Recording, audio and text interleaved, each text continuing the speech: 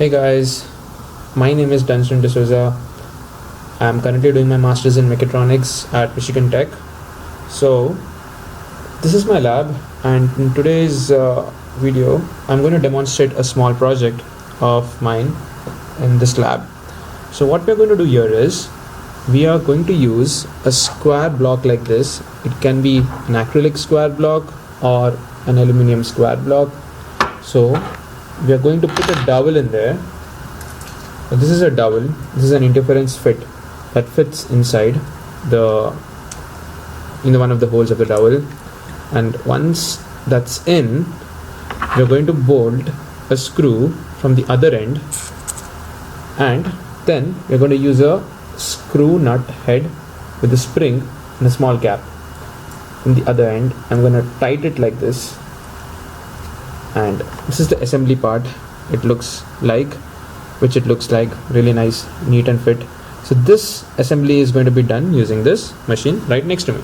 Alright, so before we start, I'm going to just give you guys an introduction to all of the small specifications of the machine that I have. So over here you guys can see that I have my spool connection. So what this does is I'm going to actuate this relay manually, and you see what happens. So the dowel pops out by an actuator that's situated right here. This is the actuator over here. I'm just going to point it out. This actuator. Alright. The second relay does is it extends the support for the I hope you guys can see it. It's really visible. Yep, it's visible. So this gives support to the block when the block is there. So what I'm going to do is, first I think it's better to show you guys a demo on how the whole operation works. So I'm going to press the start button. Let's see what happens. Yep, you see that?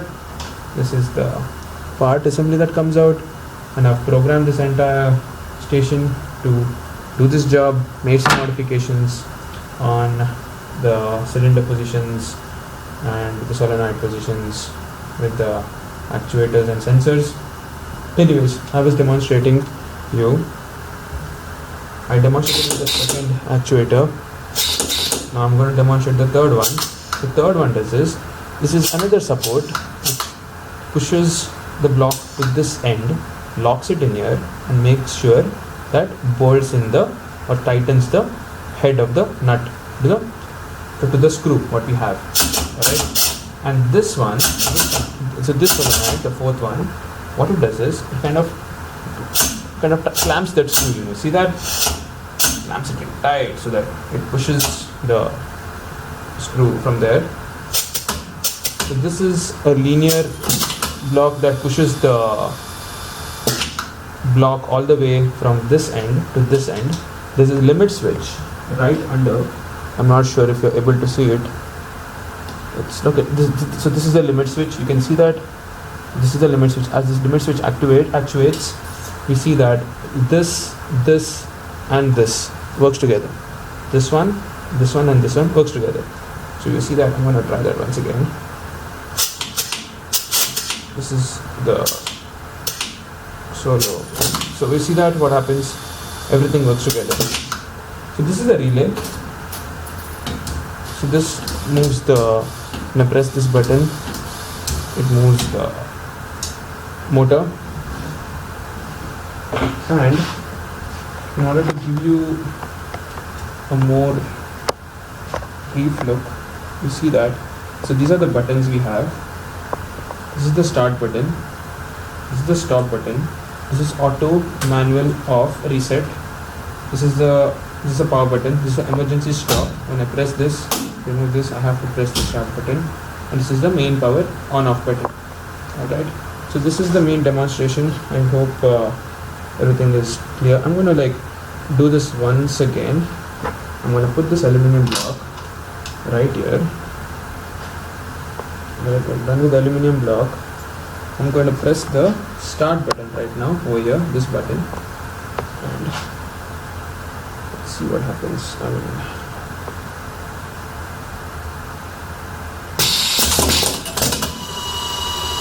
Okay, we didn't have this loaded, so I'm gonna load this here before.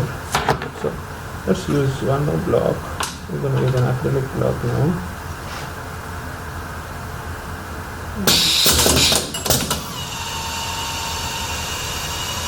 Does its job nicely, and that's a finished product we have. Right. So this was a small overview of my project, and I'm gonna now show you guys my screen and run through the ladder logic what I have here. So I have a start button like I showed you there. When the start button is pressed, I can put this in test mode and show it to you. When I press the start button, you see that the timer runs for 4 milliseconds, right? And the timer T1 has a timing bit which latches the start button as the E, because we know that EN and TT bit energizes at the same time in the timer. So once the done bit is energized, we see that the clamp of the clamp 1. So clamp 1 is, I hope you guys can see this. I'm just making sure.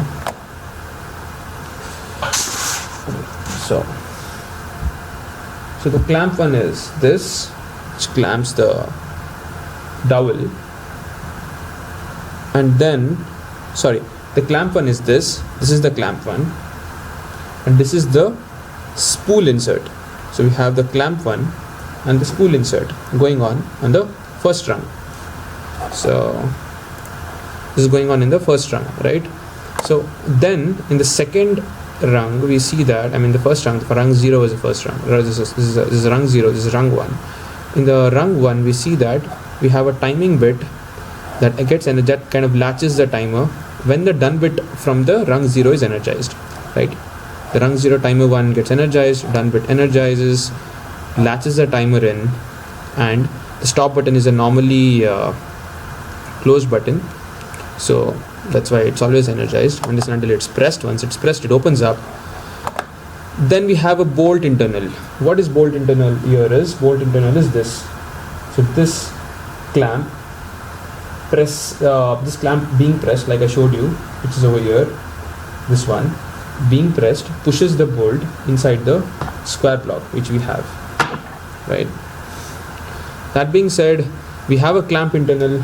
So this clamp comes on again, pushes the block towards, like kind of gives a force so that the block doesn't move when the bolt is being inserted.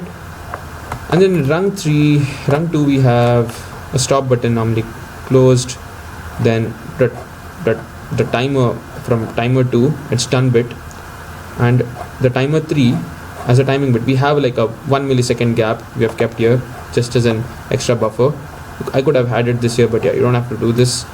Then we have a normally closed stop button, same thing for a timer 4, some more time for clamping. And in rung 4 we see that when any of this clamp number is on, just to be safe, like a fail safe rung, what I've done is I have given clamp the output 2.0.data.6. this is the actual output of this one, right? So I've given 3 different names, 0, 1, 2, for different bits allocated for this one particular output.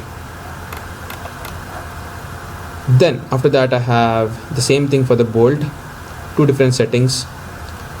And then in the rung 6 we have a stop button, we have local 1 data.14. so this is always closed. This is the emergency stop button.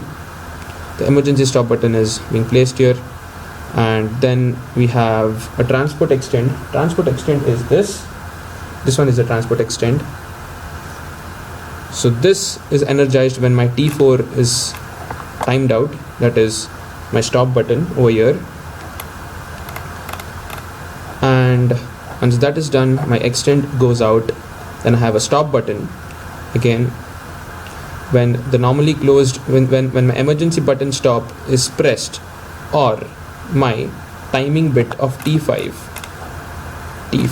that is over here is latched. So what we do is we put a latching here, and that kind of again clamps. This is called clamp number 2 assembly, and then this is the knob assembly which turns the motor and this together along with this. I think that's all, guys. That is a demonstration of this small project of mine. I'm gonna put my program in the video somewhere at the end, and I hope you guys got this one. Thank you for watching.